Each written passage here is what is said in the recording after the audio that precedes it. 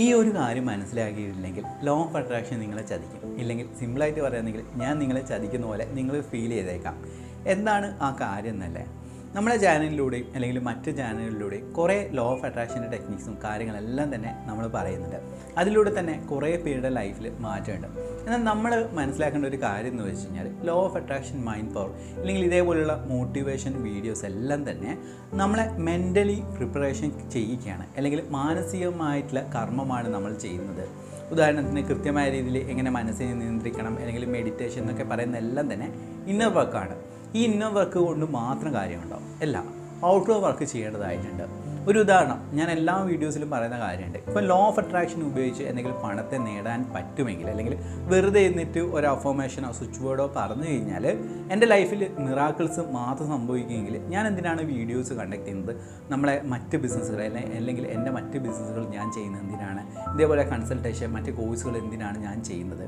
അതെല്ലാം തന്നെ പറയുകയാണെങ്കിൽ നമ്മൾ ശ്രദ്ധിക്കേണ്ട കാര്യം എന്ന് വെച്ച് കഴിഞ്ഞാൽ ഇതെല്ലാം തന്നെ ഒരു സപ്പോർട്ടീവ് സിസ്റ്റമാണ്. ഇപ്പം തന്നെ ഞാൻ പലരുടെ കോഴ്സുകളും, അത് ചെറിയ എമൗണ്ട് അല്ല, വലിയ എമൗണ്ടിൻ്റെ കോഴ്സുകളെല്ലാം തന്നെ അറ്റൻഡ് ചെയ്യുന്നുണ്ട്.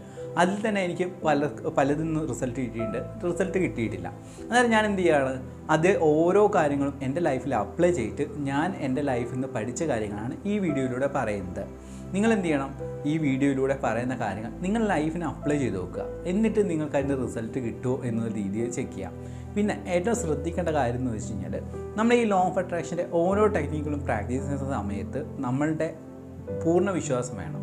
പൂർണ്ണ വിശ്വാസത്തോടെ ചെയ്യും. അത് കൃത്യമായ രീതിയിൽ നിങ്ങൾ പ്രാക്ടിക്കൽ ലൈഫിലേക്ക് നിങ്ങൾ അപ്ലൈ ചെയ്യാനും വേണം.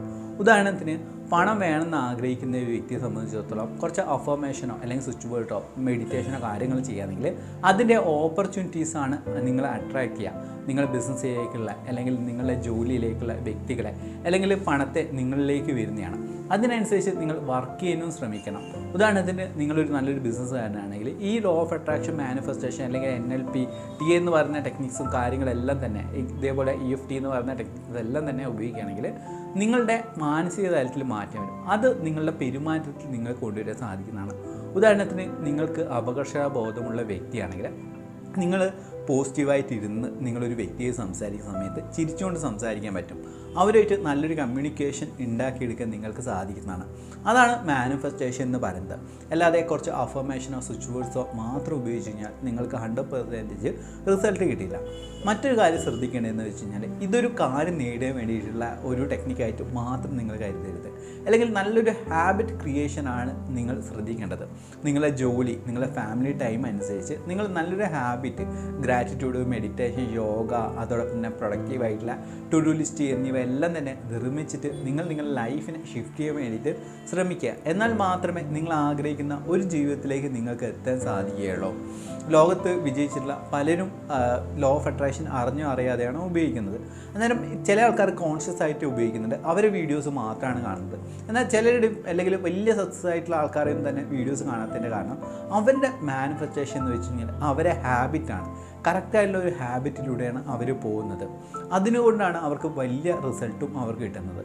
അതുകൊണ്ടാണ് ഞാൻ എപ്പോഴും പറയുന്നത്, നിങ്ങൾക്ക് നിങ്ങളായ രീതിയിലുള്ള ഒരു ഹാബിറ്റ് ക്രിയേറ്റ് ചെയ്യുക. രാവിലെ എഴുന്നേൽക്കുന്നത്, നിങ്ങളുടെ ഭക്ഷണ രീതി, നിങ്ങളുടെ ഏതൊക്കെ ബുക്കുകളാണ് റീഡ് ചെയ്യേണ്ടത്, അല്ലെങ്കിൽ ഒരു മാസം എന്തൊക്കെ കാര്യങ്ങളാണ് ചെയ്യേണ്ടത്, ഒരു ദിവസം എങ്ങനെ ഉപയോഗിക്കാമെന്നുള്ള കാര്യമെല്ലാം തന്നെ ഒരു ടു ഡു ലിസ്റ്റ് പോലെ നിങ്ങൾ ഇത് എടുക്കാൻ വേണ്ടി ശ്രമിക്കുക. എന്നിട്ട് അത് വർക്ക് ചെയ്തിട്ടുണ്ടോ എന്നുള്ള കാര്യം ചെക്ക് ചെയ്യുക. ഈ രീതിയിൽ വേണം നിങ്ങളുടെ ലൈഫിനെ പ്ലാൻ ചെയ്യാൻ വേണ്ടിയിട്ട്.